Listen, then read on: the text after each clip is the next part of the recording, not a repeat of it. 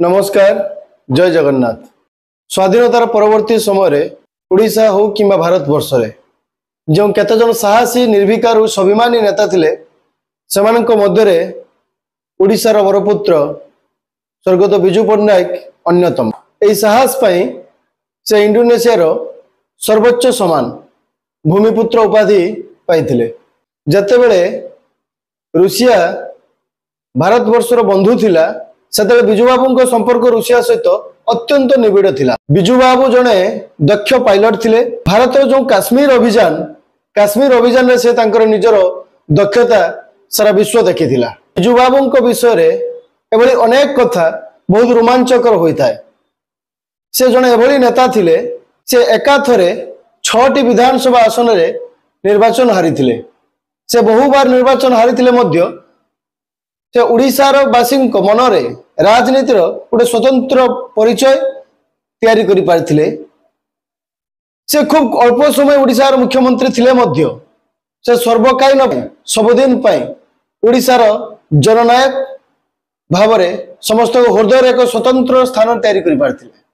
आउ एक गुरुत्वपूर्ण कथा होउची तांकर नीतिगत और राजनैतिक जीवन रे बहु विरोधी शक्तिशाली थिले मध्य तांकर नीतिगत और राजनैतिक आदर्श रे एक स्वतंत्र परिचय थिला। तांकर राजनैतिक जीवन काल समय रे हरेकृष्ण महताब ठारू आरंभ करी जानकी वल्लभ पट्टनायक पर्यंत बहुत शक्तिशाली विरोधी थिले, किंतु केबे कौनसी विरोधी तांको खराब आचरण किंबा कौनसी असम्मान करिया भली परिस्थिति केबे सृष्टि करि नथिले, जहा आज भी प्रतिफलन हुए ओडिशार अगणित जनसाधारण हृदय से आज भी कोटी ओडिया हृदय सदा सर्वदा पूज्य एवं सम्मान पात्र हुई रही। आपण माने बाबद बेस भल भाव जानती। मृत्यु पर जदि अधिक किए अधिक प्रशंसा करिथाय से होउछन्ते ओडिशार पूर्वतन मुख्यमंत्री जानकी वल्लभ पट्टनायक, जे थिले तांकर राजनीतिक जीवनर परम विरोधी।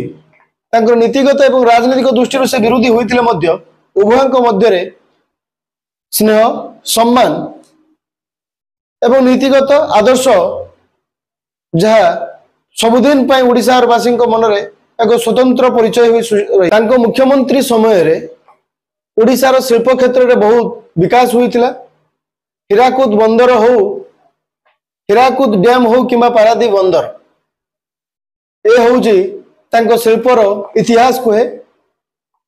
तांको मुख्यमंत्री समय रे ओडिशा भली जने पछुआ राज्य को से आगे नबारे